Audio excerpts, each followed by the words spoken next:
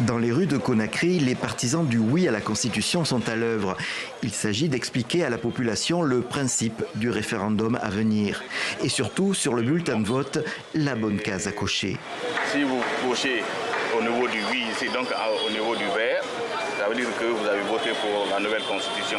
Je suis en campagne de proximité pour expliquer aux citoyens comment voter, mais aussi leur expliquer les avantages que nous tirerons en votant pour le oui le 21 septembre prochain, qui nous permettra de mettre fin à la transition, donner la possibilité aux citoyens d'élire les dirigeants qu'ils veulent pour conduire les destinées. Donc c'est un scrutin extrêmement important. La campagne a commencé le 31 août dernier. Le pouvoir guinéen, issu d'un coup d'État en 2021, explique vouloir organiser un retour à l'ordre constitutionnel. Et le mouvement Génération Patriote s'est constitué pour en faire la promotion. Ce jeudi, le porte-parole du gouvernement s'est exprimé aussi. Pour lui, le oui est le seul choix raisonnable. Pour toute personne qui a le sens de l'État, il ne peut pas préférer une situation d'exception à une situation sous une constitution, même s'il y a quelques griefs qu'il a par rapport à ça. Parce que ça ne peut être que quelques griefs. Et une constitution, elle est dynamique. Avec le temps, avec les années, elle évolue sous forme d'amendement.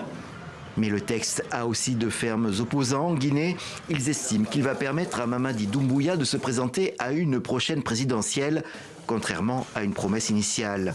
Ainsi, le bloc libéral appelle à voter non le jour du scrutin. Il est contre le projet de septennat et la limitation d'âge des candidats à 80 ans.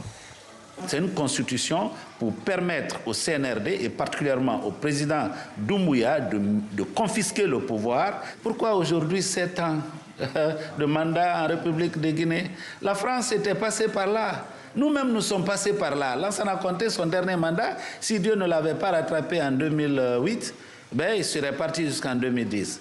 Qu'est-ce que ça a apporté à la Guinée? Ce n'est que misère. Mais l'opposition n'a pas parti facile. Plusieurs dirigeants ont été arrêtés ou poussés à l'exil et les manifestations sont interdites depuis 2022.